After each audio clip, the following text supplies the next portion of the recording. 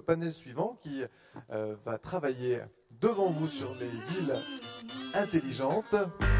Il était temps, la ville massivement connectée. Une table ronde animée par Éric Le Gall, directeur de ICI Média. Ici les Moulineaux, ville bien connue en matière d'intelligence et de nouvelles technologies. Je vous laisserai, Éric, nous dire un petit peu ce qui fait qu'on associe comme ça systématiquement ici les Moulineaux au numérique. Comment ça se fait? Et je crois que c'est un peu de votre faute. Je vous laisserai nous en dire un petit peu plus en ouverture de cette table ronde. Merci. D'abord, référez-vous au titre de cette session pendant que nos invités s'installent.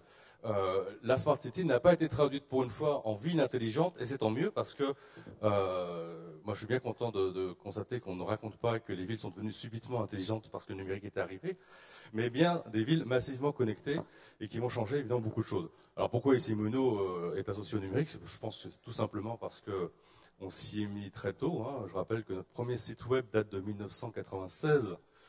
Ce qui paraît être la préhistoire dans le web aujourd'hui, et que depuis, on a continué évidemment à avancer et à innover, enfin en tout cas à tâcher d'innover ou d'accompagner ce mouvement de révolution numérique importante, avec beaucoup de partenaires industriels aussi, puisque vous le savez, cette stratégie politique à ICI Moulineaux a eu pour principale conséquence de renforcer l'attractivité de notre territoire, d'attirer de nombreuses entreprises, et pas n'importe lesquelles.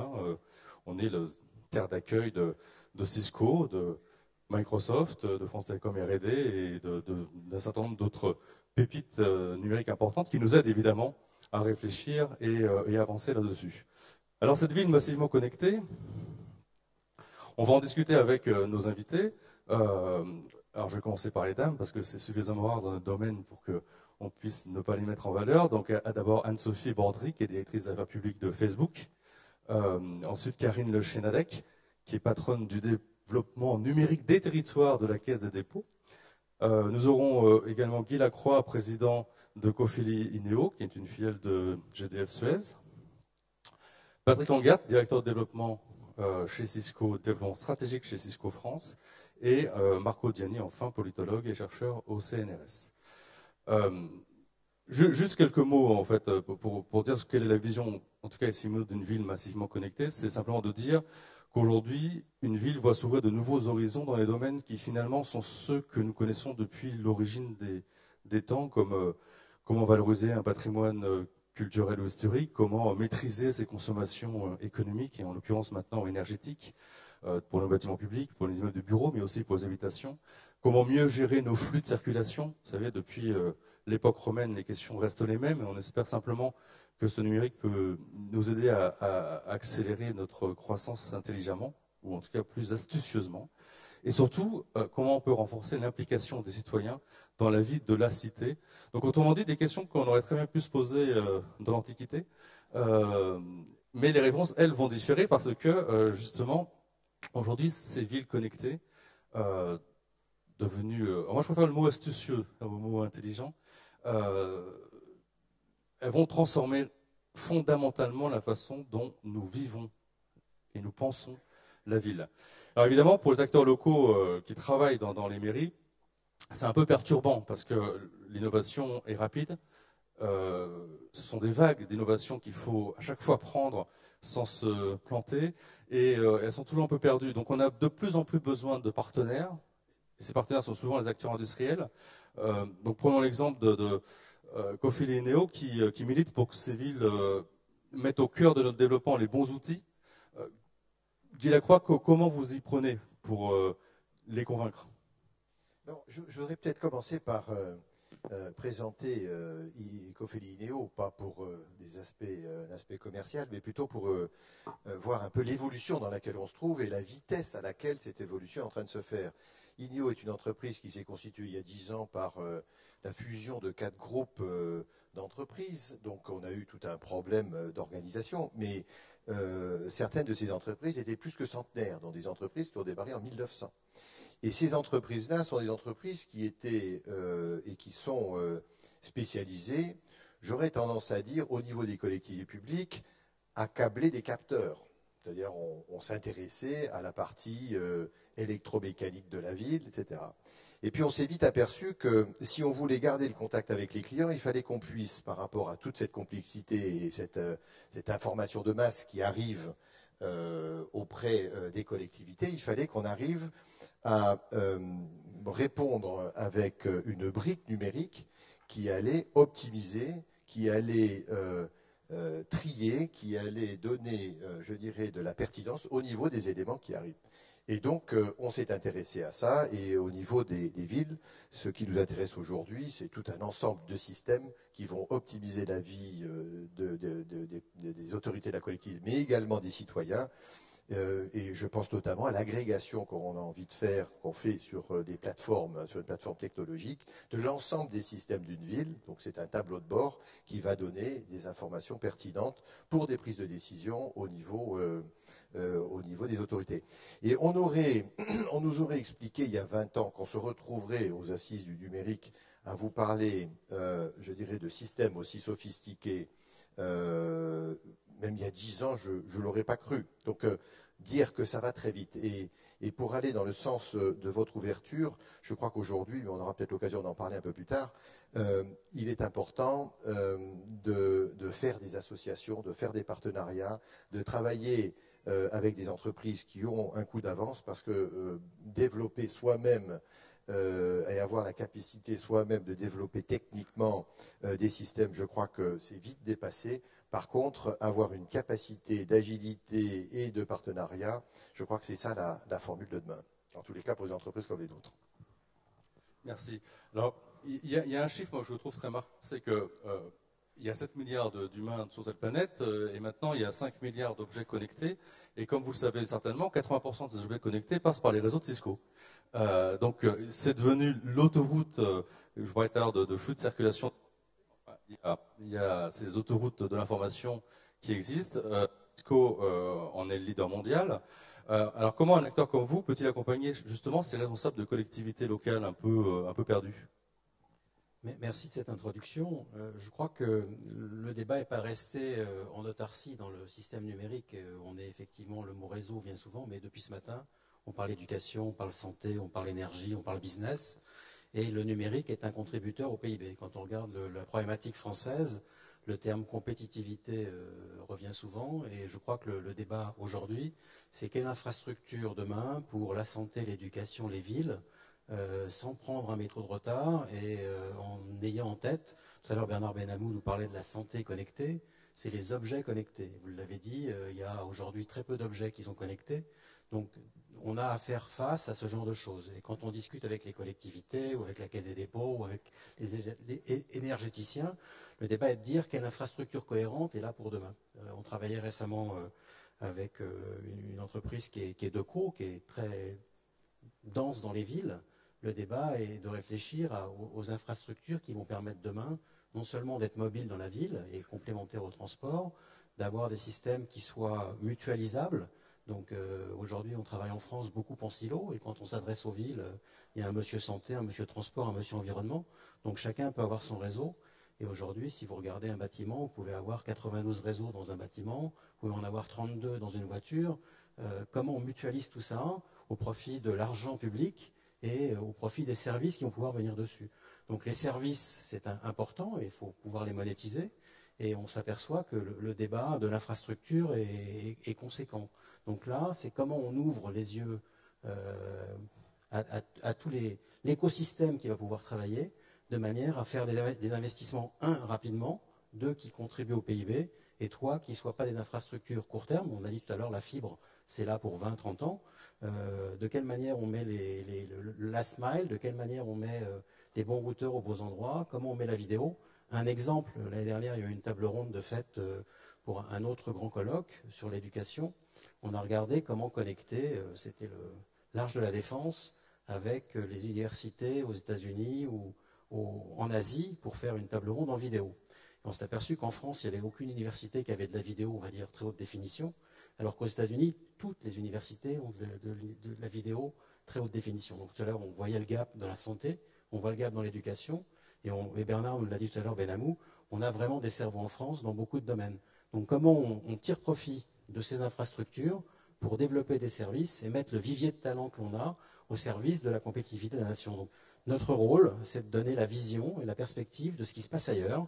Et il y a vraiment beaucoup d'exemples, que ce soit en Europe, Barcelone, Londres, Naples, Amsterdam, ou en Asie. Et on s'aperçoit que la France mérite son rang aujourd'hui de 24e sur 27 parce qu'on ne va pas assez vite. Voilà, donc là, il y a un débat à la fois de contraintes, comme l'a dit Bernard, de protection de l'individu par rapport à la taille des objets et de tout ce qui s'y passe, mais il y a un débat business, tout simple, d'emploi, de compétitivité qui est important.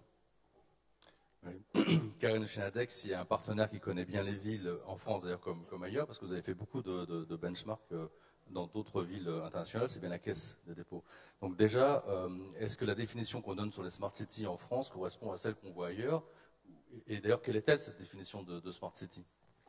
Pour nous, la Caisse des dépôts, vous l'avez dit, effectivement, on s'occupe beaucoup de développement numérique des territoires, parce qu'on est convaincu depuis une dizaine d'années que le numérique peut être effectivement un facteur d'attractivité pour ces territoires. Donc notre manière d'aborder le sujet, c'est d'accompagner les territoires, et encore une fois pour nous c'est le mot territoire qui est important et pas uniquement ville, parce qu'on regarde un petit peu tous les besoins qui sont forcément différents d'une collectivité rurale ou d'une ville un peu plus dense.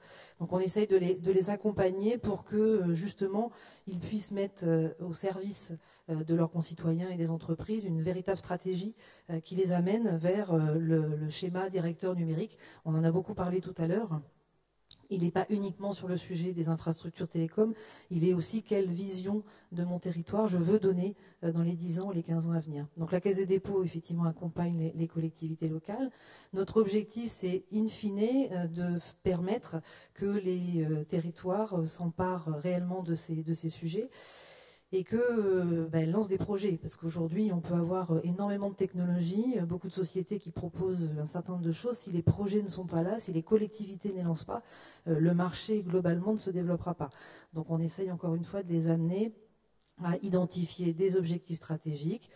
Et le numérique peut apporter un élément fédérateur autour de ces questions. Et pour les accompagner, on a effectivement une certaine représentation au niveau du territoire national, mais on essaye effectivement d'aller confronter nos analyses à ce qui se passe à l'étranger. Et on a effectivement réalisé un benchmark sur une dizaine de capitales mondiales qui ont utilisé le numérique au service d'une stratégie, qu'elle soit en matière de développement durable, en matière d'éducation, en matière de développement économique, et donc d'essayer de faire avancer un petit peu tout le monde sur l'appropriation de cette vision de la ville de demain. Merci. Alors, un territoire, même massivement connecté, c'est d'abord une communauté d'hommes et de femmes qui y vivent, qui y travaillent, qui exercent leur devoir de citoyen ou leur plaisir de consommateur. Or, quelle plus grande communauté existe-t-il à part Facebook? Comment Facebook en fait appréhende cette notion de territoire local finalement sur un réseau qui compte, je crois, plus d'1 milliard de personnes maintenant? C'est 1 milliard d'utilisateurs effectivement. Facebook, c'est une énorme plateforme qui est tout à fait étonnante parce qu'en fait c'est simplement un service de partage. Donc c'est une technologie très simple, un service très simple, et les personnes se sont appropriées d'une manière extraordinairement fulgurante cet outil de partage. Ça permet de mettre les gens en relation entre eux et c'est fondé sur la réelle identité des gens. Et donc, du coup, c'est juste une extension de la vie réelle. Donc, on est reconnu par nos amis, on trouve nos amis de manière tout à fait claire puisque on y est sous notre nom et prénom. Par conséquent, on n'est pas du tout dans un univers du pseudo, donc on peut avoir une territorialité. Et c'est ça qui est extrêmement intéressant et c'est probablement ça qui fait la force de Facebook. Donc, c'est 1 milliard d'utilisateurs dans le monde et 26 millions en France. Donc ce sont des utilisateurs actifs par mois. Donc il y a un engagement extrêmement fort. Un utilisateur actif par mois, c'est quelqu'un qui, au-delà de se loguer sur la plateforme, il va aussi poster une information, échanger une information. Donc c'est assez intéressant de voir que l'innovation a précédé l'usage. Personne ne pouvait présager de ce succès. Et ce succès, il est phénoménal au niveau global. Mais c'est aussi devenu un service de proximité, un réseau social de proximité, parce que finalement, au niveau du territoire, ce qui est intéressant de voir, c'est que les personnes partagent des choses qu'elles aiment. Il y a une espèce d'affectio societatis, comme on pourrait le dire dans l'entreprise. ou un sentiment d'appartenance territoriale ou locale. Et cet outil permet, par exemple, le check-in. Donc, on peut utiliser la géolocalisation et savoir, par exemple, aujourd'hui, la mairie de Paris fête les 20 millions, je crois, d'utilisateurs, de likes sur sa page Facebook. Donc, en fait, ce qui est intéressant, si vous regardez le Louvre, qui est un musée mondialement connu, il a 700 000 fans.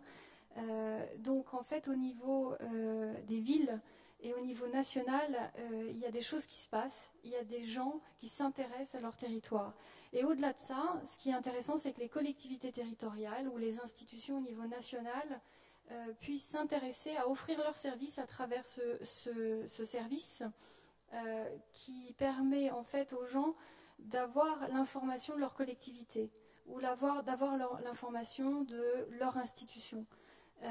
Et depuis, moi j'ai rejoint Facebook pour les affaires publiques il y a 2 ans. Et j'ai fait un gros travail de soutien aux collectivités, et surtout d'abord dans un premier temps au niveau national, donc les administrations. Et la première chose qui a été lancée, c'est l'alerte enlèvement, qui est quelque chose d'extrêmement sensible. Et donc le plan alerte enlèvement que vous devez connaître dans les médias traditionnels, donc les diffuseurs, télévision ou radio, est aussi maintenant en accès sur Facebook. Alors pourquoi? Parce que tout le monde a accès à Facebook sur son smartphone. Et ça permet de partager en un temps extraordinairement rapide, en un temps pratiquement zéro, une information auprès d'un certain nombre de la population. Et ça permet d'aider à la recherche du mineur qui est perdu, kidnappé, en danger. Donc en fait, là, on voit qu'une administration a fait le choix d'utiliser pour l'audience Facebook comme un service d'aide à la population. Et ça, c'est un phénomène que l'on rencontre parce que finalement, les services d'aide à la population, c'est bien que les gens les connaissent. Le service d'aide aux victimes. Donc il y a beaucoup de choses qui ont été faites avec le ministère de la Famille, le ministère de la Justice, pour aider les gens à connaître ce que peut leur apporter la collectivité. Par exemple, je dirais aussi, le ministère de l'Intérieur a lancé une application qui fait la cartographie de la carte de la France. Et chaque département pointe sur le site officiel de la préfecture de police, mais de la préfecture qui permet juste d'arriver sur la bonne page, c'est-à-dire la page de l'aide aux victimes. Les citoyens peuvent être assez perdus par la multitude d'informations, la multitude de sites internet, et grâce à Facebook, ils peuvent avoir un accès à une information dédiée pour eux. Et c'est ça qui a été lancé depuis 2 ans. Et je pense que c'est une prise de conscience des institutions, suite probablement malheureusement au printemps arabe, de prendre conscience de ce qui se passe sur les réseaux, de voir les nouveaux usages et que les institutions y soient pour offrir leurs services aux citoyens, pour être au plus proche des citoyens. Marco Diani, on voit bien que tous les bouleversements que suppose cette ville connectée, et comment vous l'êtes donc moi, je rappelle, vous êtes chercheur au CNRS, donc votre regard est intéressant parce qu'après une journée entière, on a parlé beaucoup de techniques. C'est toujours intéressant de voir un regard un peu extérieur. Pour vous, une smart city, du point de vue non pas technique, mais du point de vue humain, comment vous la définiriez? Qu'est-ce que ça représente? Écoutez, avant de vous répondre immédiatement, il me semble clair que les organisateurs des assises, dans un moment d'égarement, ont décidé d'inviter un sociologue qui se sent un peu dans cette atmosphère très technologique, un peu comme la feuille de cresson dans le sandwich, vous savez, un peu flétrie, un peu rabougrie, et finalement immangeable. Nous, on a souvent, en plus, une mauvaise image parce que, en gros, on est ou bien les mouches du coche, ou bien les emmerdeurs professionnels, ou bien les pessimistes de profession. Ce n'est pas tout à fait mon cas parce que j'ai toujours travaillé sur les technologies depuis que j'ai commencé. J'ai commencé il y a longtemps. Je vais vous en donner un exemple aussi parce que ça répond d'une certaine manière à votre question. Si vous regardez, les rapports que je faisais dans les années 70, c'était sur la crise de la sidérurgie lorraine. De quoi on parle aujourd'hui? Crise de la sidérurgie lorraine. 10 ans après, les comparaisons entre les modèles et le développement et l'innovation dans les industries automobiles en Europe et aux États-Unis. Tiens, c'est pas mal d'actualité. 10 ans après encore, toujours technologie, le malaise des cadres d'une grande administration qui allait devenir le premier opérateur téléphonique de France et un des plus importants au monde. Et il y a quelque temps, il s'est passé des choses chez les opérateurs qui étaient assez tragiques. Pourquoi je vous dis cela? Parce que ce que nous voyons, et en cela je vous réponds tout de suite, c'est que même quand nous répondons à la question, même quand je vous réponds sur l'humain, en plus nous on est toujours cantonné à l'humain, c'est encore une fois la feuille de Cresson, comme si on était... ce qui se passe, c'est qu'on nous écoute rarement. Sauf que 10 ans après, 20 ans après, on nous dit « Ah, peut-être vous n'aviez pas complètement tort ». Alors, Smart City. D'abord, les 20 ans que j'ai passés aux États-Unis me font penser qu'il y a une sorte d'insulte aux États-Unis qui dit que, quand on dit à quelqu'un que c'est un smart ass, c'est pas un compliment. Donc voilà, je ne sais pas qui a inventé le terme de smart city, mais peut-être qu'il avait ça en tête. Passons, c'est une parenthèse. Vous comprendrez pourquoi je ne l'utilise pas trop souvent. L'autre chose, c'est que, et j'utilise très peu de métaphores ou d'analogies, ce que j'ai l'impression, ce qu'on est en train de faire en ce moment, après avoir la première vague d'optimisme, vous savez, quand l'éthique avait encore un N devant, et maintenant, bientôt il n'y aura même plus de TIC, on appellera ça juste la technologie, et même pas ça, quoi. C'est qu'on croyait que les choses allaient se faire rapidement, qu'il suffisait de s'adapter, etc. Je vous évite les citations, mais on pourra y revenir. Maintenant, et pour prendre la seule analogie que je voudrais utiliser, on construit des grandes forêts, tant en haut que sous terre, mais on oublie qu'une forêt est faite aussi de tout ce qui est à la base. Lorsqu'on marche dans un bois, dans une forêt, il y a à la fois les animaux, il y a à la fois les branchages, les buissons, il y a tout ça. Et à ça c'est vraiment l'humain. On n'y pense pas là. Et toutes ces connexions, et c'est là je crois qu'on a un vrai problème, me font penser que si on construit même, et on est en train de construire, et je suis convaincu, je ne suis pas un pessimiste technologique, une smart city ou de smart city, je pense que nous n'avons encore pas pensé comment connecter ces smart cities à des populations et à des usagers qui sont effectivement, qui peuvent être très smart, mais qui ont cette très fâcheuse tendance à ne jamais faire ce qu'on voudrait qu'ils fassent. Ça, c'est le problème. C'est-à-dire qu'on leur met à disposition à tous ces imbéciles qu'on peut appeler des populations, des urbains, des ruraux, des instruments technologiques parfaits, et eux, ils en font autre chose.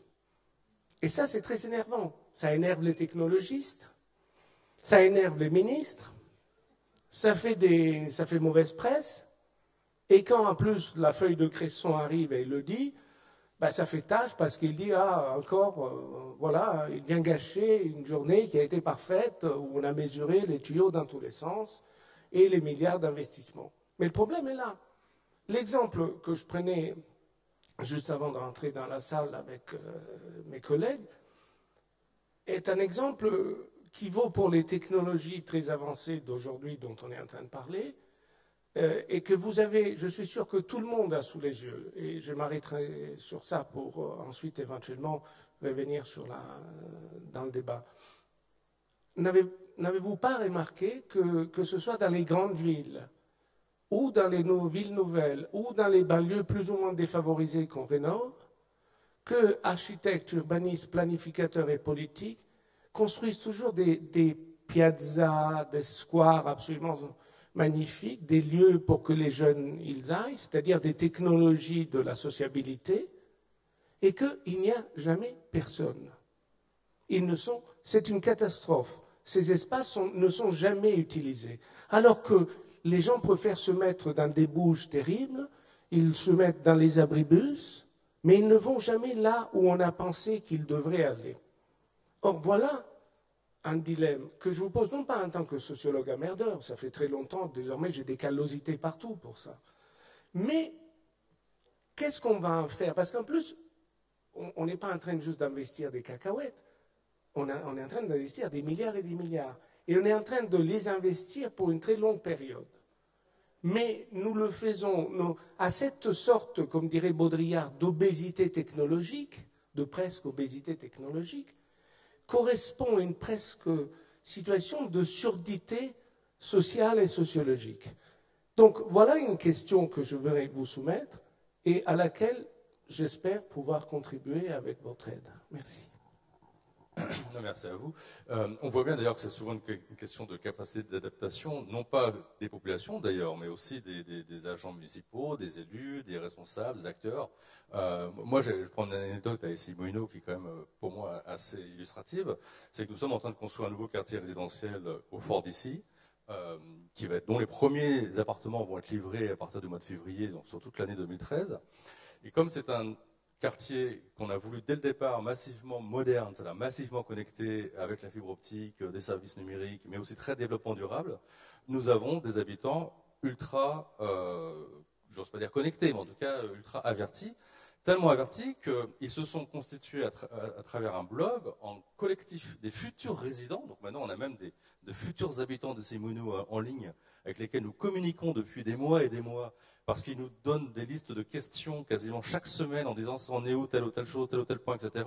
Qu'ils ont été jusqu'à se mettre en collectif pour créer une espèce de centrale d'achat groupée pour l'électroménager en se disant après tout on est 1600 logements, peut-être que si on se mettait tous ensemble on pourrait négocier des prix avec les gros fournisseurs d'électroménager. Enfin bref, il y a une nouvelle intelligence de la vie de la cité qui est en train de naître sous nos yeux. Et évidemment, la grande difficulté pour nous, acteurs locaux, c'est d'abord, un, de l'accepter, deux, de l'appréhender, et trois, de voir comment réagir, et comment aussi, peut-être aussi, et des fois leur dire, attendez les gars, vous êtes gentils, mais on n'est pas obligé non plus de répondre à toutes vos questions à la seconde parce que vous les posez. Et surtout, à Issy-Moulineaux, il y a d'autres quartiers qu'au Fort qui doivent nourrir ces réflexions-là.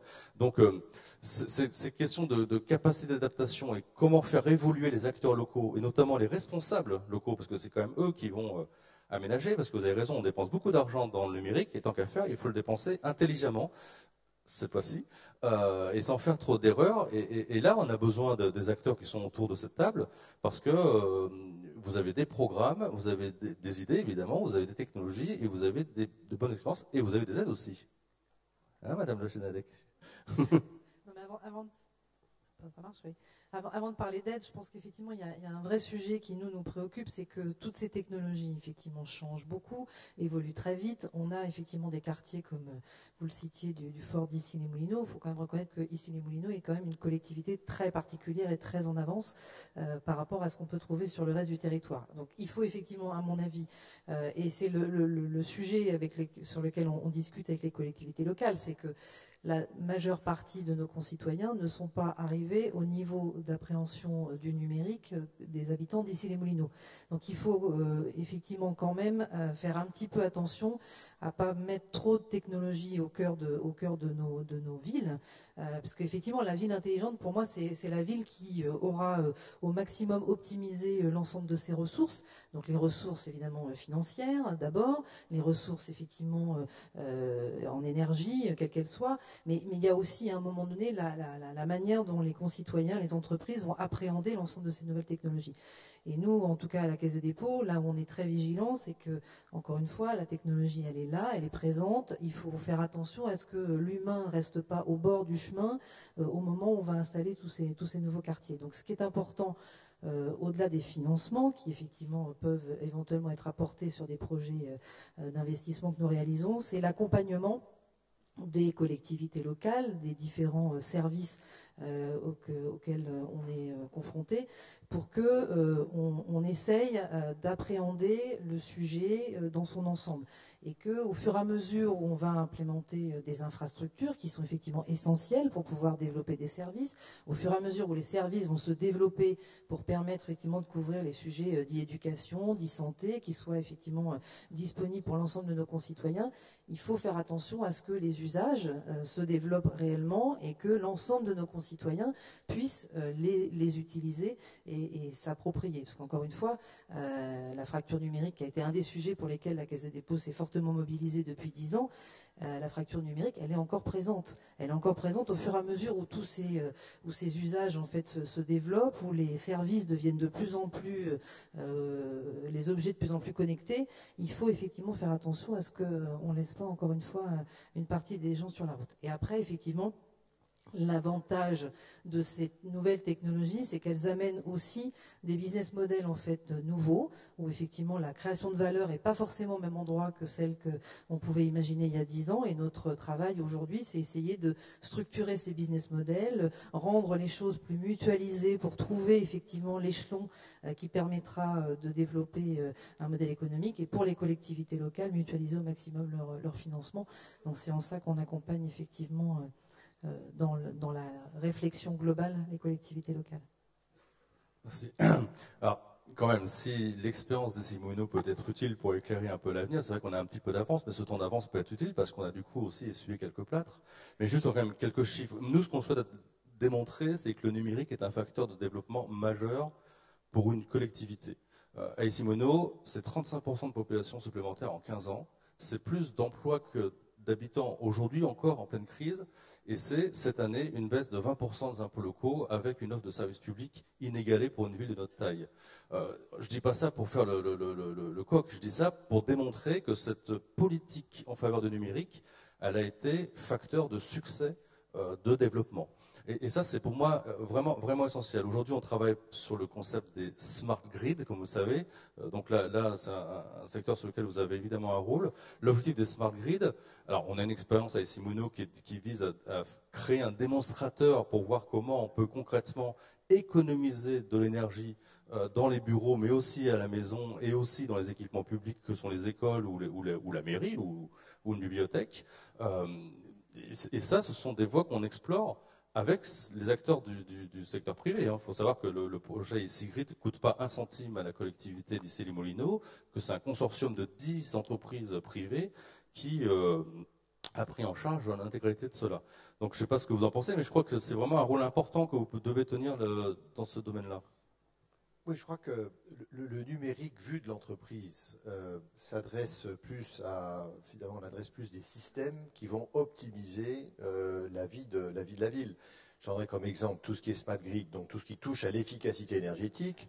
On a des retours qui sont extrêmement rapides. Nous avons fait réaliser un CPE il y a peu de temps dans une ville de la région parisienne.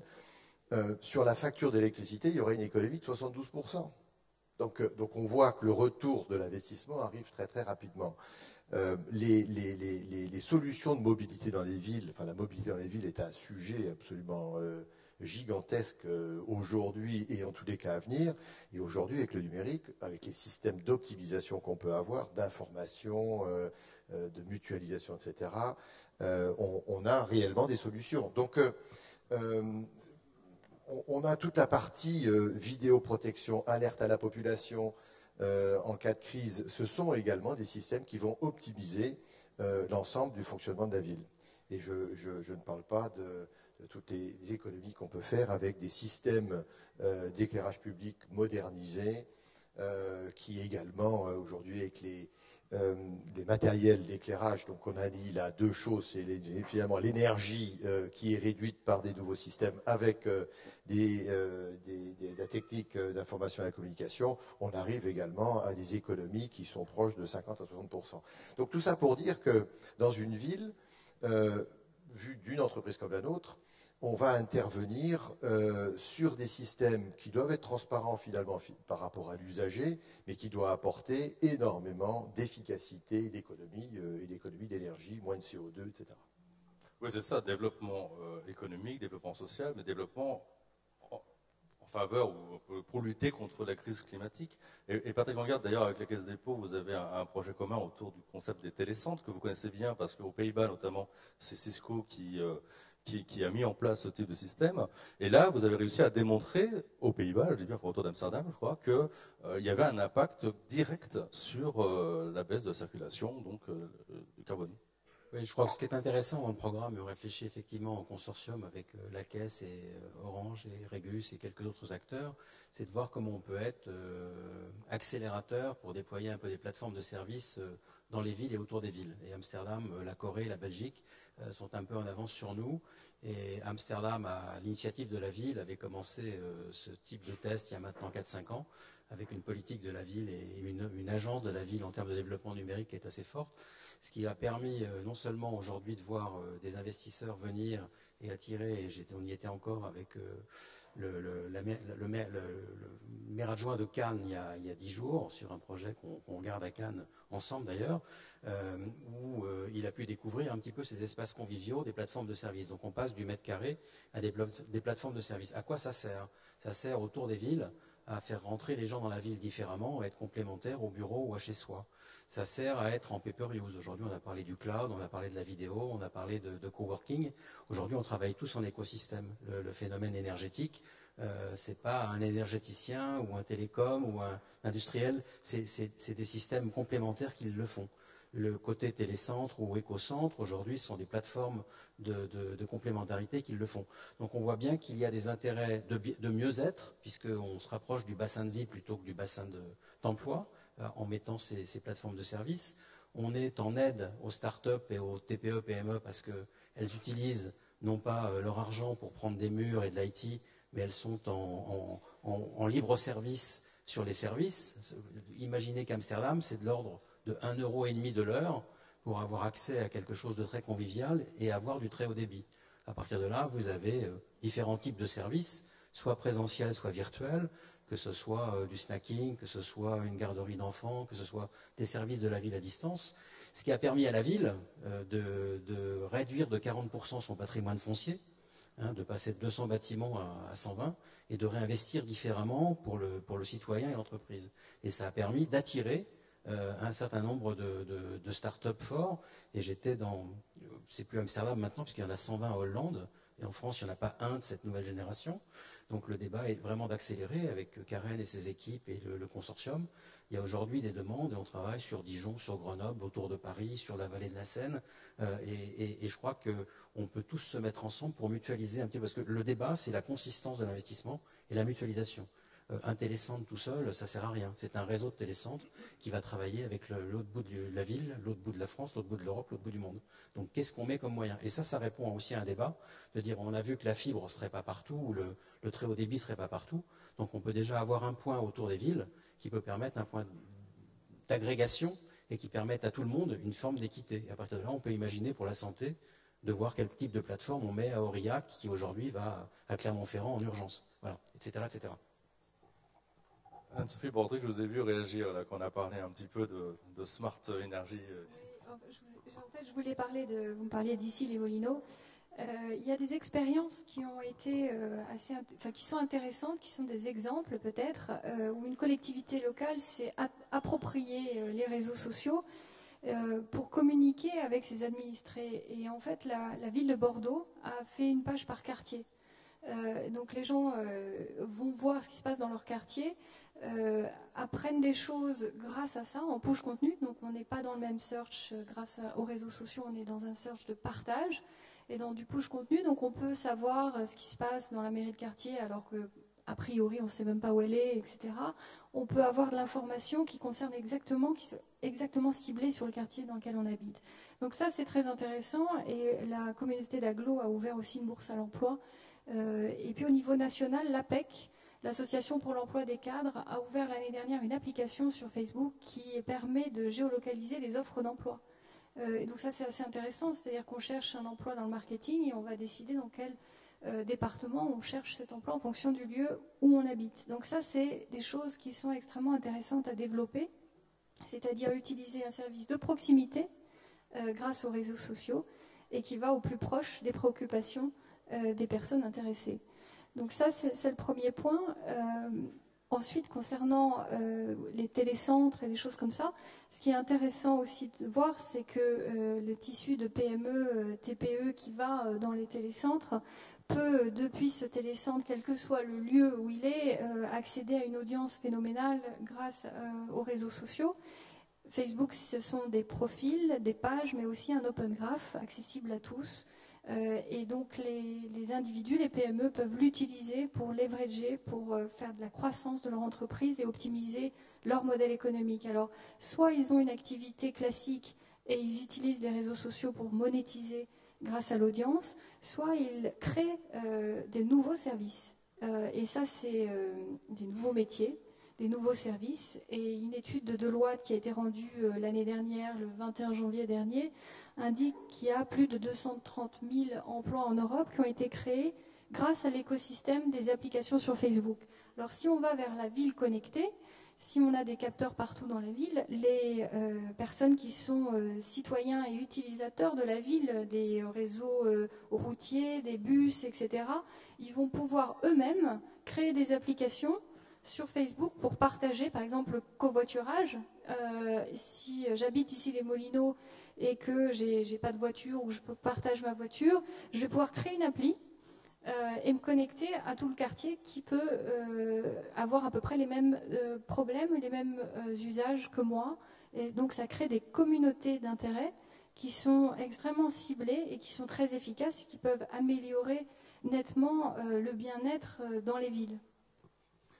Quand je vous écoute, je pensais en fait à l'espace de 10 ans, la simple manière dont nous percevons nos concitoyens lorsqu'on est acteur local dans une mairie. Parce qu'il y a 10 ans, finalement, quand on parlait des habitants de Simoneau, on parlait des administrés. C'est cet horrible mot très fasciste, mais on parlait des administrés. Et puis, ils sont devenus des usagers des services publics. Et puis, ils sont devenus des citoyens, parce que grâce aux réseaux sociaux notamment, ils peuvent s'exprimer.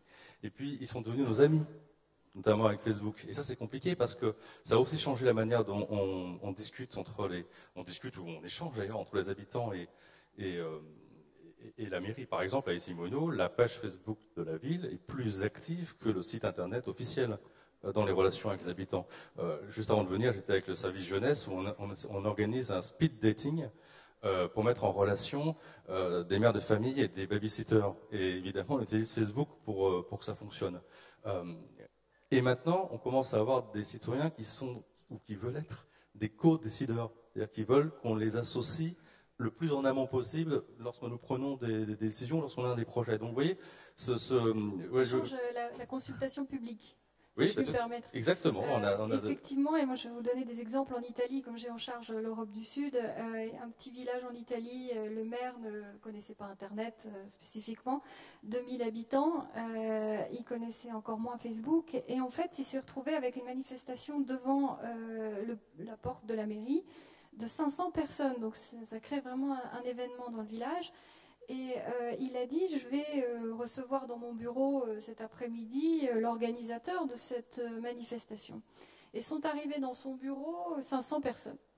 Pourquoi? Parce que c'était les 500 qui avaient liké la page de la manifestation, de l'organisation de la manifestation. Donc en fait, on a un changement dans les usages qui est assez intéressant pour une collectivité à comprendre. C'est-à-dire que il n'y a plus de leader dans la création de la page. Ce n'est pas nécessaire de chercher qui a ouvert la page. Ce qui est important, c'est que tout le monde est au courant de la même chose à la même minute. Donc tout le monde est co-acteur de la décision et de l'opinion. Et donc là, la manifestation en question, c'était pour un sens unique dans la rue, qui dérangeait tout le monde parce qu'il avait été changé. Et donc la consultation publique n'avait pas suffisamment été faite par le maire pour savoir si c'était intéressant pour les utilisateurs de changer le sens unique. Et il a, face à la masse des 500 personnes, été obligé de changer. Et donc il a convenu finalement que la consultation publique, il devait la faire autrement. L'intérêt des pages des collectivités, des pages des quartiers, ça permet aux acteurs publics et aux institutions d'avoir le feedback des utilisateurs. Et ça, c'est très important aujourd'hui, je pense, parce que ça permet de partager la décision, mais on est dans un phénomène où on préserve quand même la hiérarchie. C'est-à-dire que les utilisateurs vont donner leur opinion en commentant, par exemple, une page sur laquelle on est allé tester une idée. Et après, on améliore et on forge la décision. Mais au final, la décision est prise par la collectivité. Et c'est elle qui assume cette décision. Encore pour le moment, en tout cas. Hein, Marco Gianni, c'est là où le risque il existe. Je vois que vous avez reconnu que je faisais des grands signes d'impatience. Ici à Moulineau, d'ailleurs, j'ai toujours pensé que c'était notre petite Singapour sur scène, n'est-ce pas? Écoutez, tant qu'à faire, je continue dans mon rôle. Et puisque j'ai fait une première citation américaine, j'en fais une deuxième. Un prix Nobel a écrit il y a une dizaine d'années un très joli petit livre qui disait « If you are so smart, why you're not so rich ?» Si tu es tellement intelligent comme économiste, comment ça se fait que tu n'es pas milliardaire? En fait, c'est un peu ça. C'est-à-dire que nous avons une grande maîtrise. Alors, je voudrais qu'on s'arrête juste un instant. Je vais parler en mode télégraphique parce qu'il serait malséant de faire attendre Monsieur le Président du Conseil économique et social et écologique, excusez-moi, qui dit la chose suivante, en quelque sorte, la maîtrise du sujet. Mais moi, je pense que les sujets, nous ne devons pas les maîtriser, y compris les citoyens. Cette idée de les maîtriser, de les encadrer constamment, alors que nous leur offrons des technologies qui sont des technologies et des modes de communication qui sont des modes qui permettent l'auto-organisation, me semble être un gros problème de paradoxe. Vous le voyez, votre groupe de citoyens qui vous embête, pour ne pas dire pire, tous les jours. Bah, il faut savoir, ou bien on ouvre le canal et après c'est même pas qu'on le jette, on se laisse même déborder. Mais moi je préfère vous ne préférez pas être débordé par des gens qui veulent acheter de l'électroménager plutôt que par des gens qui flinguent en l'air des voitures ou brûlent des immeubles? Moi j'adore, mais bon, on peut leur dire aussi que la FNAC on adore, hein, non mais la FNAC existe déjà, ou Darty, mais... Alors, la deuxième chose sur laquelle je voudrais attirer votre attention, parce que c'est vraiment là, très sérieux, il faut vraiment ne pas penser, ne pas croire, ne pas avoir l'illusion que nous sommes en train de dépasser la fracture numérique. En fait, nous sommes en train d'entrer dans l'époque de la deuxième fracture numérique, qui est une fracture encore plus grave. Parce que celle d'avant, éventuellement, on pouvait la régler avec les tuyaux.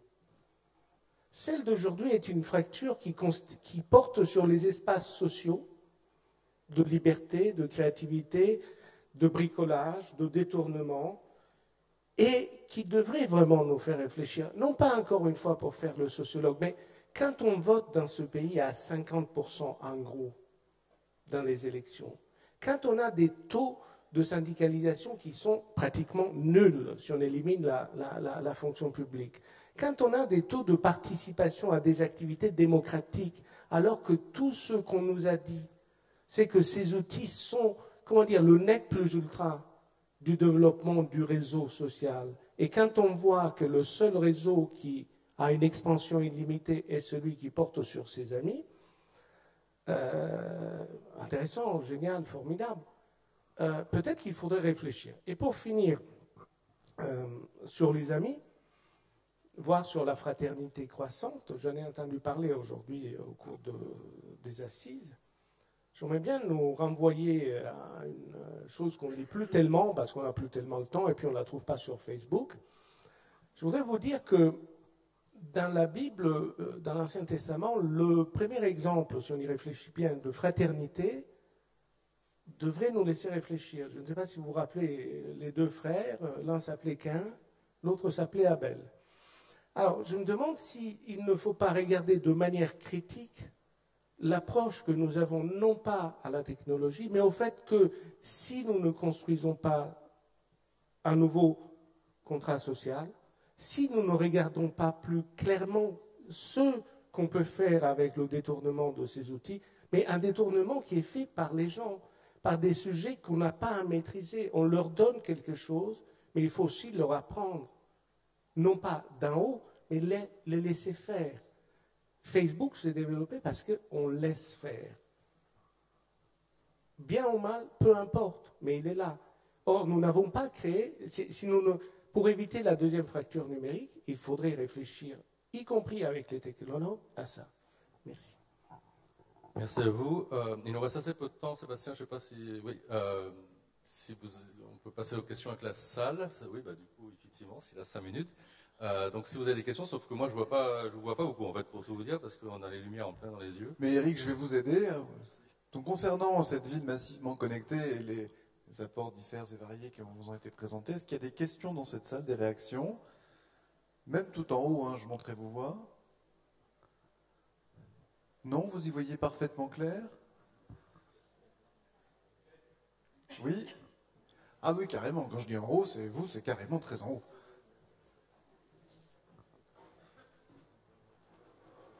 Je vous invite à vous présenter et à poser votre question. Bonjour, Yann Diolangard de la MEITO, structure d'accompagnement public de la filière TIC en Bretagne. Je voudrais qu'on reparle sur le braconnage des usages, excusez-moi, que vous avez évoqué au début, c'est-à-dire que on prévoit des connexions, on prévoit des lieux pour certains usages, et en fait, on ne les utilise pas exactement comme ce qui avait été prévu. Est-ce que vous, acteurs publics et élus locaux, comment vous interagissez avec tout ça?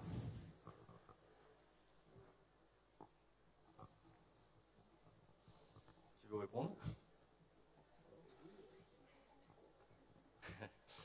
Comme le problème, c'est qu'autour de cette table, il n'y a pas beaucoup d'élus locaux ou d'acteurs publics. Oui, alors, je suis désolé parce que j'ai l'impression qu'après, on va parler que d'Essai Moulineau, mais à Essai Moulineau, il se trouve qu'on a essayé de faire en sorte que le numérique aille dans toutes les structures de la ville, c'est-à-dire là où les gens passent, pour faire simple, là où ils vont toutes les semaines, ou là où ils ont besoin, c'est-à-dire par exemple dans les structures, on a des cyberbases dans la maison de l'emploi, où des gens viennent se former à la rédaction d'un CV ou à la réponse à des annonces par Internet. Mais depuis tout le début, en fait, on a vraiment mis les ordinateurs et les accès Internet dans les lieux les plus fréquemment utilisés, c'est-à-dire la médiathèque, l'hôtel de ville, le centre administratif. Et aujourd'hui, même si on a une population à 90% connectée à la maison, eh bien, ces lieux sont toujours utilisés parce que vous avez raison de dire que la fracture numérique n'a pas disparu. C'est une fracture aussi sociale, mais c'est aussi une fracture des usages, effectivement, parce que je parlais tout à l'heure de vagues d'innovation, c'est bien de ça dont on parle. On a à peine eu le temps de s'habituer au web qu'on est en train de nous dire que maintenant tout va se passer sur nos tablettes et nos smartphones et qu'il faut revoir. Moi, quand je raconte ça aux services municipaux, je ne vous dis pas les regards qu'on me lance, où je dis finalement tout ce qu'on a fait depuis 10 ans, il faut tout réadapter pour passer à l'ère de la mobilité. Donc imaginez un citoyen qui n'est pas au fait de technologies au quotidien, c'est sûr que c'est un peu perturbant. Et là, dans les lieux publics, je dirais naturels, encore une fois, on n'a pas voulu créer de lieux spécifiquement dédiés, à part, on a un centre de création numérique, mais là c'est vraiment pour les artistes. Donc nous, ça fonctionne plutôt bien, parce que du coup, nos lieux ne sont pas vidés, puisqu'on n'en a pas créé spécifiquement. Et vous-même, à la MEITO, en Bretagne, qu'est-ce que vous constatez en termes de braconnage des usages? On sait que sur la Rennes Métropole, Imégalis, vous savez tenter des choses souvent audacieuses qui laissent de la place à la sérendipité, voire au chaos. Qu'est-ce que vous constatez, vous, sur votre terrain?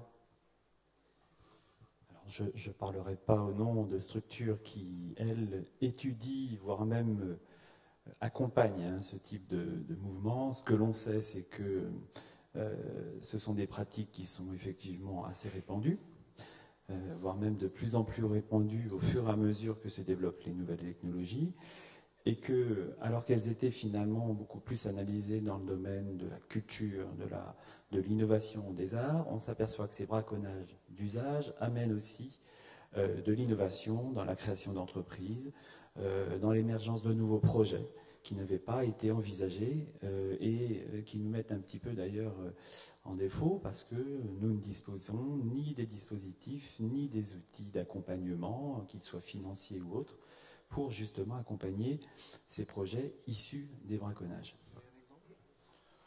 Non, enfin, dans le domaine de la création, par exemple, de start-up autour de la production de contenu média, de l'art digital, Rennes est une place un peu forte dans ce domaine-là.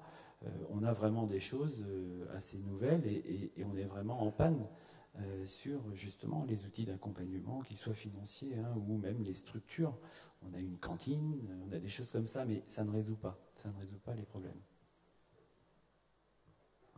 J'ajouterais juste un mot sur les usages. Vous avez parlé des ordinateurs et des collectivités qui créent des espaces avec des télécentres, etc.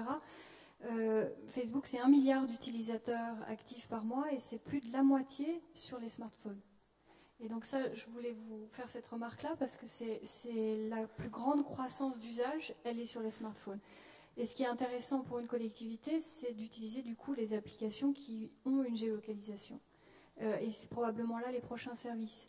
Dans les pays en développement, l'usage de Facebook, ce qui est très intéressant de remarquer, et la personne qui s'occupe des affaires publiques en Inde, qui vient d'être recrutée, elle explique que sur les smartphones, les gens veulent un smartphone avec Facebook, mais ils ne connaissent pas le mot Internet Explorer, etc. Tout ça, ça n'existe pas. Ils sont directement intéressés par l'usage smartphone et les applications. J'ai une très mauvaise nouvelle à vous annoncer, mais on peut l'annoncer aussi de toute l'assistance. Les ordinateurs portables sont finis, en effet. On pourra se revoir si on me réinvite aux assises dans quelques temps, et les tablettes sont là. Donc, vous pouvez dire sans problème à vos services qu'il faut vraiment y aller. Ce qui va être un problème, car il y aura de la résistance. Mais il n'existe plus, les ordinateurs portables sont morts. Et il y en a 3 ou 4 des plus grands producteurs qui vont faire faillite dans 2-3 ans. Hein, ça, je suis prêt à prendre le pari. L'autre chose, et très rapidement, de manière télégraphique, comme on disait pour l'Inde, et d'ailleurs vous le savez que l'Inde vient de lancer la tablette à 25 $, hein, 25 $. Sauf que, évidemment, le ministère de la technologie, de la recherche et de l'éducation a commandé, si j'ai bien compris, 300 millions. Bon, ce qui permet de... Mais elle va arriver, elle arrive. Elle est prête, elle fonctionne très bien et elle est très rapide. Donc, vous voyez, quand on parle de ça, on n'est plus au niveau des ordinateurs portables. Deuxième chose, où est-ce qu'on trouve... il se trouve que je travaille un peu sur l'Afrique. J'ai travaillé un peu sur l'Afrique. Où est-ce qu'on trouve les plus hauts niveaux d'inventivité, de sociabilité autour des TIC et autour des usages sociaux de ce qu'on pourrait appeler du smart village? C'est en Afrique, avec des technologies préhistoriques, avec des ordinateurs qui sont rapiécés d'une manière absolument artistique. Mais c'est là que vous voyez les déploiements, les détournements, les rattroupements, les regroupements les plus incroyables. Bon, évidemment, ça produit aussi beaucoup de ces spams dans lesquels on a régulièrement gagné 25 millions parce que la veuve d'un ministre veut nous les donner juste avant de mourir. Ça fait partie d'une créativité tout à fait particulière, mais à part ça, nous devrions réfléchir à ça. Parce que là, c'est fait avec des bouts de ficelle, des ordinateurs qui sont au Pentium 0.1, pas 1, mais 0.1, et à des smartphones. C'est-à-dire qu'il y a un mélange incroyable de préhistoire et de leapfrog technologique qui devrait nous faire réfléchir, y compris dans la manière de faire du projet pour les smart grids, les smart cities que nous voulons faire. Peut-être qu'il ne faut pas dépenser autant. Bien sûr, peut-être qu'il vaudrait mieux maintenir le niveau de profit. Je ne suis pas un critique de ça. Mais peut-être qu'on peut le faire autrement. Vous voyez ce que je veux dire? Pourquoi on ne regarde pas ces usages-là? Moi, je n'ai jamais vu, et ce n'est pas une critique du tout, mais il y a des rapports dans lesquels on est allé voir toutes les grandes villes dont on parle toujours, c'est toujours les mêmes. C'est un peu comme dans une réunion de famille, on voit toujours les mêmes. Amsterdam, Barcelone, blablabla. Mais jamais Conakry. Il y a 15 millions de personnes qui sont là-bas. Je ne vous dis pas à Lagos, il y en a 30 millions. Enfin, vous pouvez me dire combien il y a de connectés sur Facebook à Lagos. À mon avis, ils sont 50 millions. Il y a plus de 500 000 fans de la page du président. Parfait. Voilà. Merci beaucoup. Je dirais aussi peut-être un mot, c'est que la communauté des Touaregs, qui a une tradition orale, est massivement utilisatrice de Facebook. C'est un lieu commun pour eux de discussion et de partage. Et ils ont souvent effectivement des téléphones portables sans Internet, mais qui prennent des photos, donc c'est les vieux Nokia. Et dès qu'ils trouvent une connexion dans un village, ils se connectent et ils sont tous en discussion sur Facebook, et c'est leur lieu de ralliement pour une communauté qui normalement n'a pas de base. Nous voici redevenus nomades. Vous voyez, quand je vous parlais au début de l'Antiquité, la boucle est bouclée. Merci mesdames, merci messieurs. Et puis bravo.